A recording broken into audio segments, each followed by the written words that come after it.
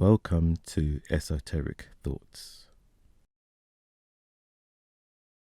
It all started with one man who was a farmer, army officer, deputy sheriff, justice of the peace, and preacher, William Miller.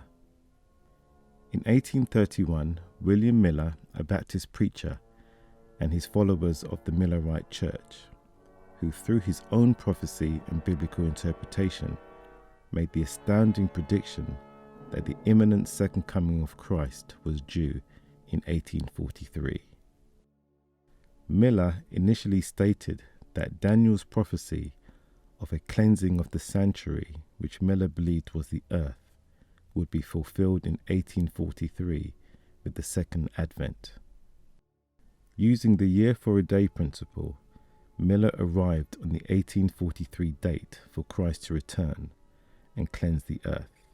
The 2,300-day time prophecy started with the decree by the Persian king to rebuild Jerusalem in the fall of 457 BC, and using the day for a year principle counted forward 2,300 years to the winter of 1843.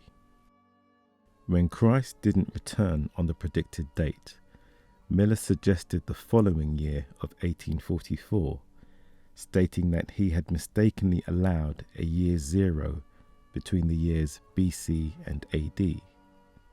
The now fixed date of October the 22nd, 1844 was the Jewish Day of Atonement, and this was now the day of the Lord's return. As a result of William Miller and the Millerite Church's prophecy and predictions, many sold their houses and assets, believing God would come back and take them to heaven. Not surprisingly, this day came and passed with no consequence. It was a regular day, and nothing happened. No fulfillment of prophecy, no second advent. No one went to heaven to live forever. No one went to hell to burn. Thus it is referred to as the Great Disappointment. After this great disappointment, a few major things happened. It spawned a new movement of Christianity. While many felt discouraged and disillusioned by the failure of their invented prophecy, a young teenager by the name of Ellen Harmon was one of those believers anticipating the second coming of Christ on October the 22nd, 1844. She felt guilty for her sins and was filled with terror about being eternally lost.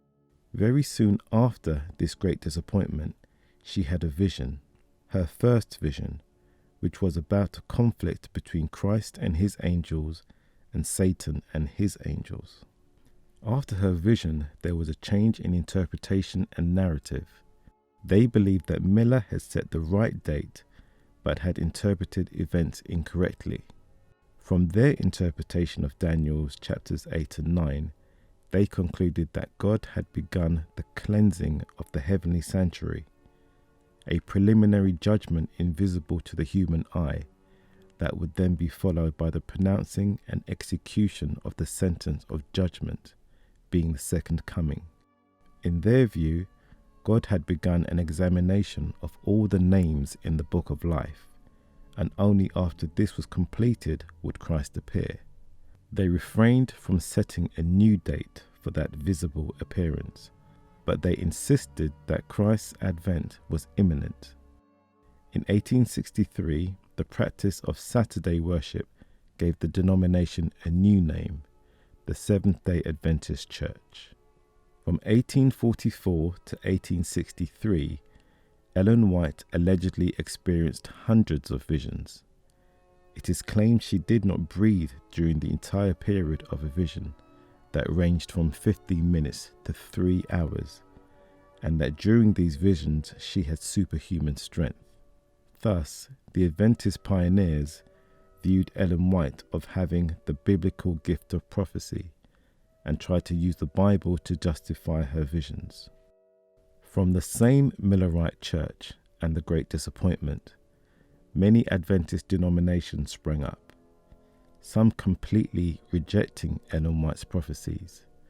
One in particular was the International Bible Students Association, inspired by Miller and Adventist teachings, was founded by the preacher Charles Russell in 1872, later changing its name to the Jehovah's Witnesses in the 1930s. It became the second successful group to emerge from the original Millerite movement. Russell developed his own apocalyptic theology, and in 1884 he incorporated the Watchtower Bible and Tract Society. Here we can clearly see the man-made constructs of religion. We can see how one man's failed prophecy and biblical interpretation can spawn numerous denominations and movements, each with their own beliefs and practices to be correct, and all centered around the same book, the Bible.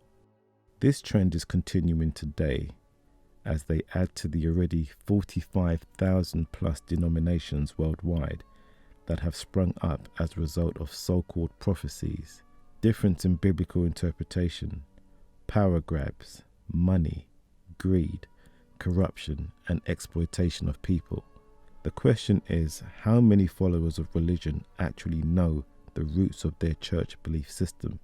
And how can one book yield so many variations of supposed truth?